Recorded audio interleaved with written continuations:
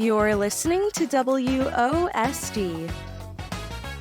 I'm your host, Layla Palmer, from the OSD Marketing, Engagement, and Training team. Thank you for joining us for another installment of WOSD News. In this episode, we will hear from OSD's Director of Vendor Development, Support, and Strategic Initiatives, Chris Olive, who will share information on the value of strategic partnerships in meeting the needs of statewide contract vendors. Chris, thank you so much for joining me today on WOSD News. This is your first podcast. How do you feel? Oh, a little nervous. A little nervous? Yeah. Kind of excited, but nervous. Okay, let's get the excitement going. All right. It'll be fun. So why don't you introduce yourself to our listeners and tell us about your role at OSD? My name is Chris Olive. I'm the Director of Vendor Development with OSD Department, and I'm new to working with the state. I've always been in private industry before. I've worked with companies from Fortune 500 to true startups running marketing and business operations. In some cases, I was building the audiences and creating partner networks. In other cases, I was becoming the partner or the reseller. So in all those, I was developing relationships to really understand what was needed in the partnership. And I enjoyed those roles because I was able to build something bigger than when it started. And that's what was emphasized with this role is partnerships and potential. And day by day, I'm seeing that is very true. There's just so much going on. There's so many different directions that operational services moves in, different teams, different interests, working with external teams. I'm really, really liking it and happy to be here. Yeah, well, we are happy to have you. Your new role as Director of Vendor Development, you gave us a little bit of a sprinkle, but Why was it created? What need does it address for our vendors and then by extension, our buyers? It all ties in together to really have those working relationships. Yeah. So just talk more about that. So it was created, and I'm learning this as I go more and more, really because working with the state is not easy, especially for these small private companies who have built up their companies and doing it their own way, right? Most of them, vast majority, are not on some kind of standard marketing or sales or financial planning program. They make it up as they go. And state processes are very strict and they're very rigid and they're very well defined. So companies have to adapt to that and they have to find a way to be a partner with the state. They have to find a way to adapt their processes or create new processes that work with ours. And the potential is great. They know that. They know that they're going to have to adapt to some degree. And as a small company, they do that all the time. But the state poses special challenges, right? So on the other hand, yes, they need to learn our processes, but also we need to learn more about them and we need to be listening to them. OSD is here to help the state run the business of government. And we really need to know what that means and not just work in our own little box and talk to ourselves with our own language. We need to get outside of that. And so, that's why this role was created, to listen more to vendors and to learn from them. Chris's vision for OSD and its statewide contract vendors centers on forging powerful partnerships. Knowing that these partnerships depend on public trust, OSD's Assistant Secretary for Operational Services, Mark Fine, has made it a top priority to cultivate stronger, more trustworthy relationships with both the valued business community of vendors and government agency partners, a strategy he believes benefits everyone throughout the procurement process while achieving best value. Let's hear from Mark about the importance of building public trust and maintaining strong networks. The trust is that's a big part of it. In some ways, an agency like ours, we're created to try to enable that and demonstrate that government can be trusted with public resources and can make decisions in the public interest. So that's really important for us. I guess when you get into the vendor dynamic and the relationships directly with our vendors, they're critical partners. And how we work with them, how we treat them, the process we create, the systems we use, all that matters to sort of that relationship and dynamic. And there's a lot more I think we can do as an agency to kind of build those strong partnerships with our vendors. In a procurement agency, we sort of have to put parameters around our relationships. We have to, ensure there's a fair, open, and competitive process. That means, we can't tailor things or have conversations with just one vendor. At the same time, it doesn't mean we shouldn't be fostering relationships with the people we work with. I know for me, and I'm new in this job, but in every place I've worked, in government, in state government or other levels of government, just kind of getting those insights.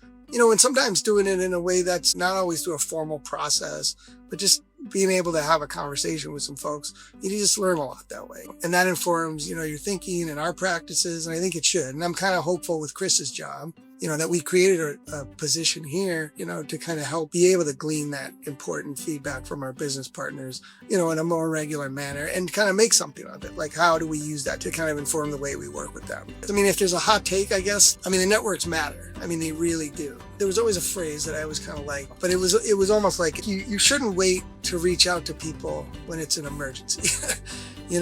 Those networks are kind of like a way to just build your knowledge and keep more attuned to what's happening here, out in the world, as opposed to just in your office or agency. It's how you hear things and learn things. So I'd say like cultivating your networks over time is really important, and being attentive to that is really critical. Great insights from Mark Fine. Let's go back to Chris for more on his strategies for vendor development. What are the biggest opportunities for improving the relationship between vendors and buyers? Do vendors feel isolated throughout the process? Do we need to mend those connections a little bit more? What do you think about that? Yeah, so in my experience so far, definitely the vendors feel isolated. They're trying to break in, and they have their own business process. They're selling to other places, but they're trying to learn about what it means to do business with the state, and they just can't break through. So I think creating conversations and relationships between the vendors and the buyers is really important. It's going to take a while before I know the right fit and how to do that, but that's my intention, is to have actual conversations between buyers and vendors so they each get more familiar with one another. That includes standardizing vendor training to begin with, standardizing how we talk to them, making better support resources that are really designed for the vendors and not just for our processes. And then, like I said, increasing exposure to the buyers.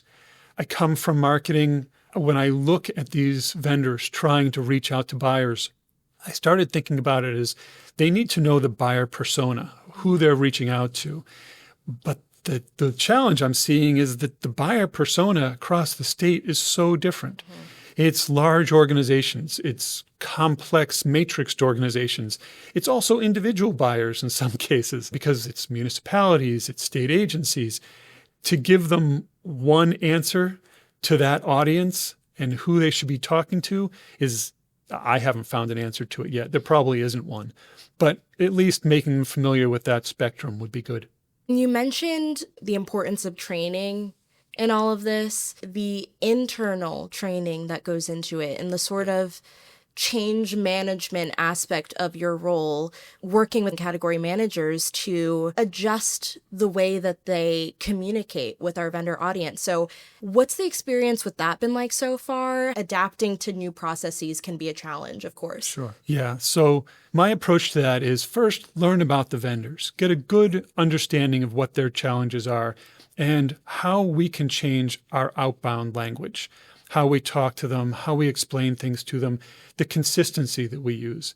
So once that's on the right path and some of the basic foundation training pieces for vendors are in place, my plan is to then go back and talk to the category managers and explain how they can fit in and how they can support those efforts.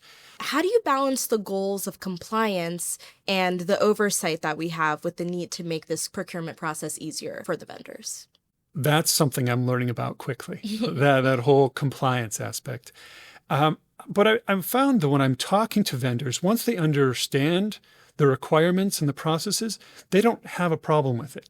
There's always initial pushback because they don't understand it. Right. And 5 minutes into the conversation, they're happy, they're comfortable, and they're agreeable. So this is all about education. But again, to your previous question, it's not just educating the vendors. It's educating the internal teams too. The term compliance sounds very strict.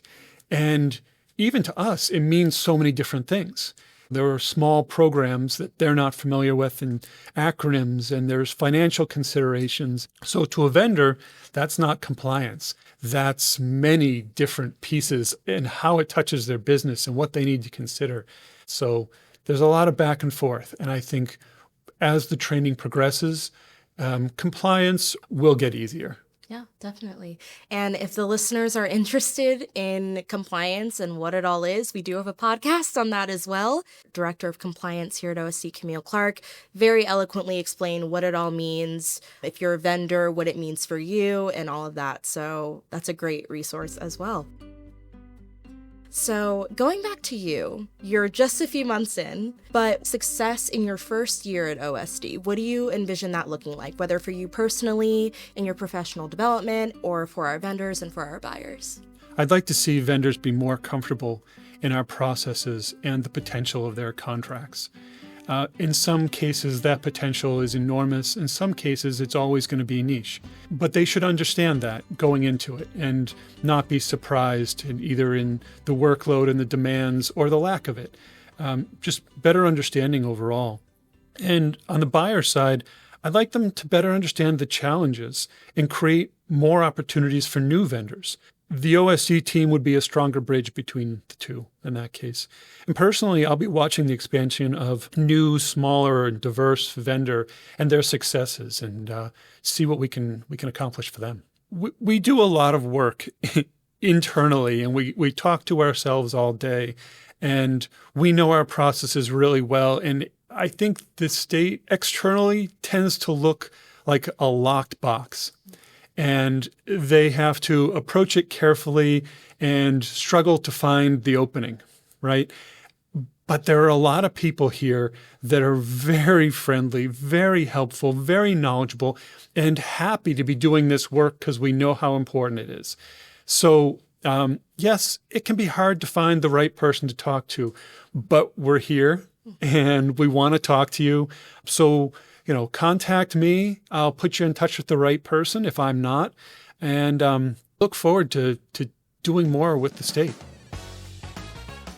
This concludes today's episode on maximizing vendor potential through strategic partnerships.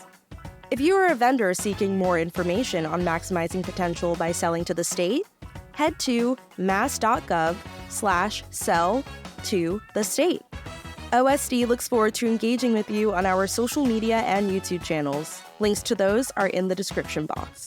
To suggest ideas for future podcasts, email the OSD team at osdoutreach@mass.gov. Thanks again to Chris Olive and Mark Fine for joining us today.